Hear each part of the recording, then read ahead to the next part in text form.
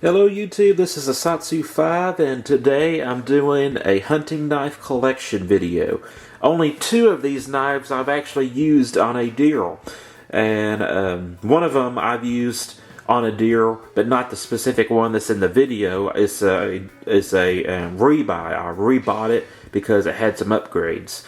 But yeah, I've only used two of these knives. The rest of them are in limbo, waiting to be used, tested out, and reviewed. A lot of you know that I'm getting interested in starting to hunt again. I thought about hunting on public property, but I'd much rather be on a lease.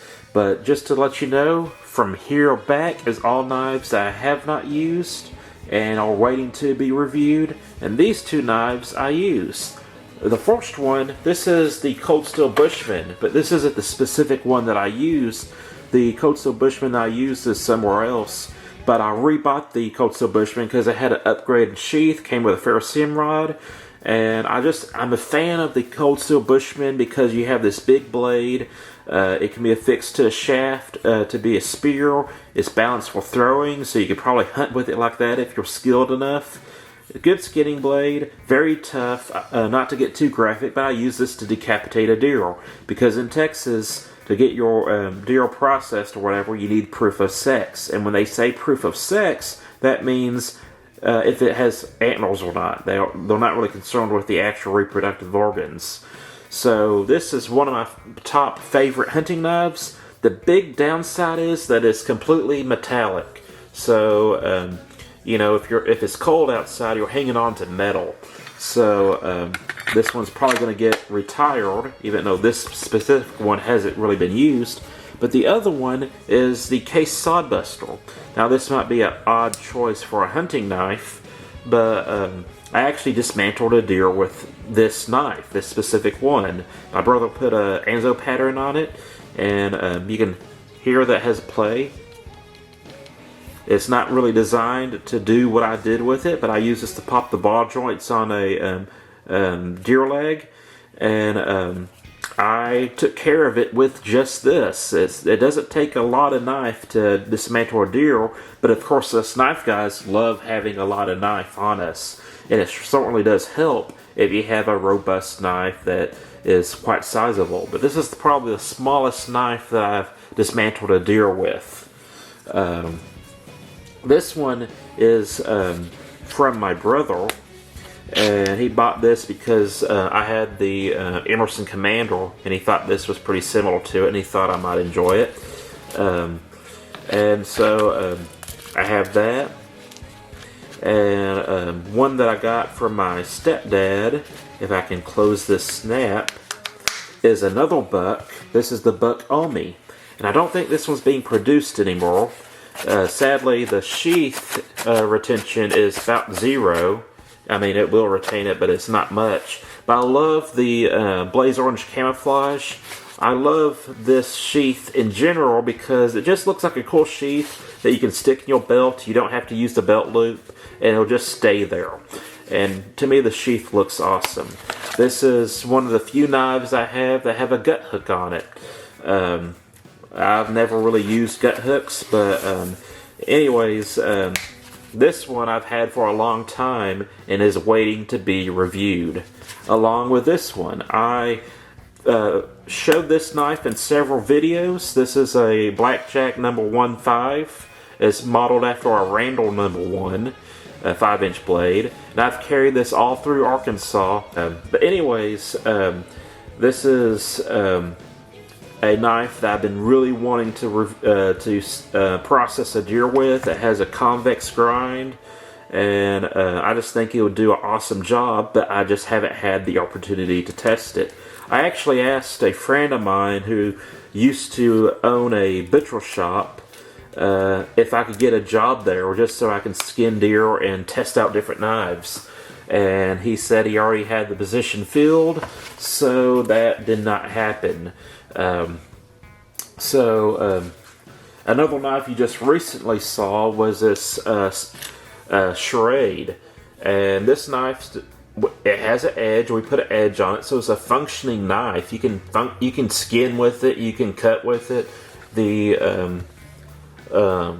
sheath needs to be repaired. It's coming apart at some point right there, and it just needs to be re-sewn, and it needs a new retention strap.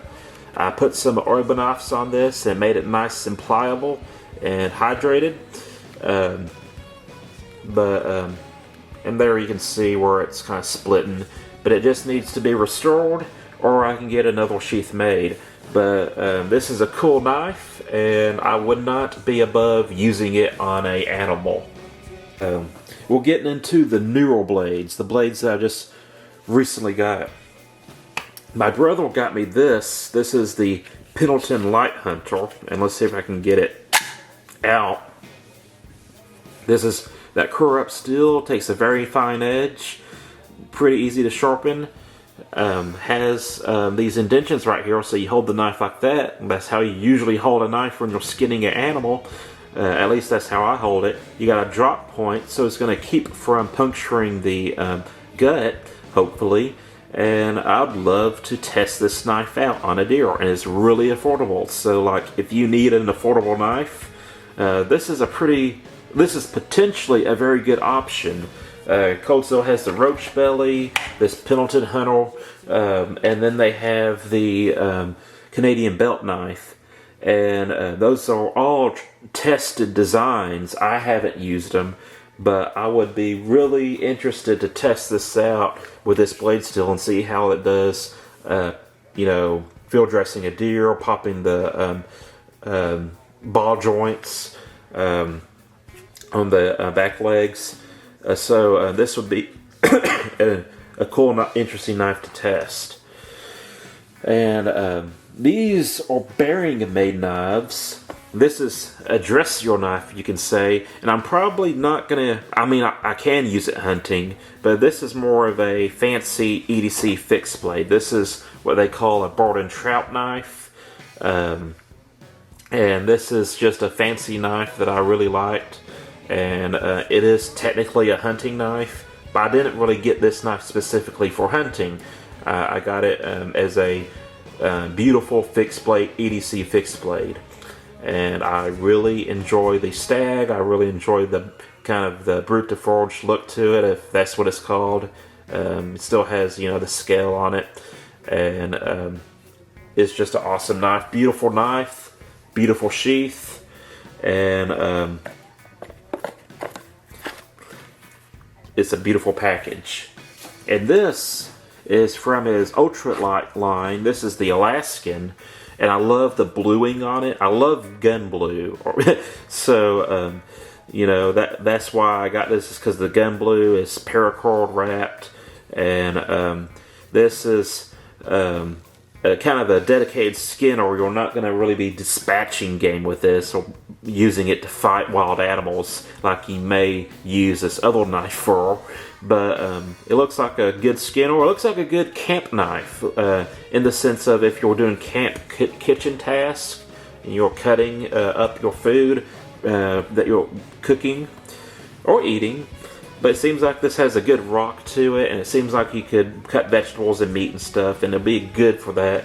And it's going to be lighter weight than this knife right here. And it comes with a simple black custom sheath. And I got that. And then this one has been on my list for a long time. And this knife really surprised me. I have a video on it already. I got my first impressions video, but as you can see, we modified it, and it now retains the knife just fine. Has a good amount of retention, and this is the Outdoorsman. This is my first Samurai 3 blade, and not only is the primary edge sharp, but the bone splitter is also razor sharp. So I imagine that would be good for potentially breaking the neck bone or popping the ball joint. And so this is like one of my grail knives when it comes to hunting and outdoors knives. I've been wanting this knife for a long time, never got it. Well, when I was hunting, I was I was hunting under my parents' lease, or my dad's hunting lease, so I wasn't technically a member there, and I couldn't really afford a really nice hunting knife. That's why I used the case Sod Buster. That's why I used the Cold Steel Bushman, because it's what I could afford. But anyways, this is just such an awesome feeling knife. I think it'd be a rather nice combat utility knife as well. You kind of have a Tanto look to it, a traditional Tanto look. Anyways, awesome knife. Can't wait to use it. And it now retains in there. And someone mentioned that the nylon strap was supposed to sandwich the blade in the sheath to make it retain. I didn't show this in the video, but when I got it from the factory, or when the knife was shipped to me, I had the nylon strap on, and it was still falling out super easily. And I actually tried tightening up the screws, and it didn't help. And not only that, I have other knives that use this sheath system, and they don't have that same issue. So I think, as you can see, this is the Tanto sheath. I think they just reused the Tanto 6-inch sheath, Maxwell Tanto sheath, and it kind of works, but it's not made for this knife. So I think that was the issue. But really looking forward to this. And I thought I'd show you my hunting knife collection. Another knife that could probably be put in this category, but I left off my list, is the Cold Steel Laredo Bowie. The Laredo is known by a lot of people as the do-everything Bowie, a fighting Bowie, an outdoors Bowie. You could probably hunt with it. I would feel pretty good with it, hunting hogs, dispatching hogs, especially if you're using dogs, which I'm not a fan of using dogs to hunt hogs. It's not my thing.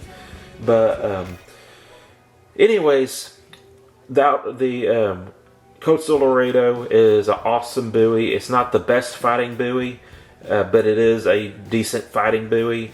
I carried it all over Arkansas and other places, and it would probably be a good hunting knife. I generally don't like to be that far away from my cutting work. The bigger knives I showed in this thing, I think, are legitimate skinning knives and hunting knives. But like when you get like a Bowie, or where is it? Something like this. This would be awesome for dispatching hogs. But obviously, if you're cutting up here to skin with, your hand is far away from the work, and to me that makes things a little bit more difficult to actually do utility tasks. By the way, this is the Cold Steel Falcon, and I'm looking forward to playing with it. Awesome knife, be very appropriate at a Renaissance festival, or if you're hunting hogs with dogs, this would probably be a good one to have as well. It's probably what it was originally used for. Falcons are a Argentinian knife, and they were known for hunting hogs, and bull and cattle. I think they actually hunted cattle. They had wild cattle, but I just needed to show this off because it is beautiful. But when you have your work way out here, to me it just makes things more difficult. That's why when it comes to EDC knives, I like smaller blades, and 4 inches is about the biggest blade length or longest blade length I like for an EDC knife to do EDC tasks. Anything bigger than that is pretty much dedicated for self-defense. So that's it. That's the video. Hope you enjoyed it. I'm a Satsu 5, and I'm out.